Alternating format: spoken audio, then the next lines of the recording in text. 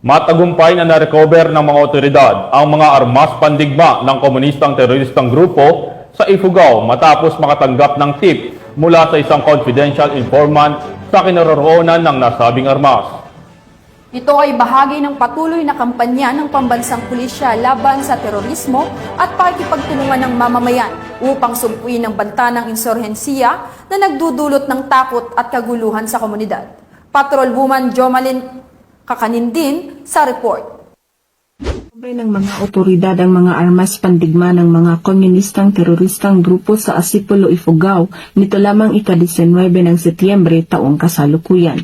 Batay sa ulat, nakatanggap ng impormasyon ng mga tauhan ng Asipolo Municipal Police Station hinggil sa umano'y natuklasan ng mga tauhan ng 1st Ifugao Provincial Mobile Force Company na mga nakatagong armas habang nagsasagawa ng prophylactic patrol.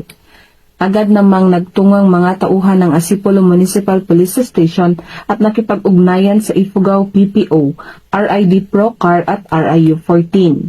Ang mga narekobre na armas ay kinabibilangan ng 3 piraso ng granada na walang fuse assembly, 3 piraso ng rifle grenade, 1 piraso ng 1/4 pounds TNT, 1 metrong detonating cord, 1 Garand barrel na may bolt assembly at mga subversibong dokumento.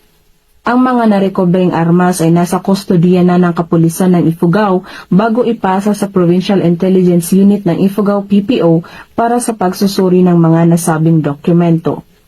Ito ay patunay na kaisang pambansang pulisya sa pagpapaigting ng kampanya laban sa insurhensya o anumang kaugnay dito bilang pagsuporta sa adhikay ng kasalukuyang administrasyon para sa isang bagong Pilipinas.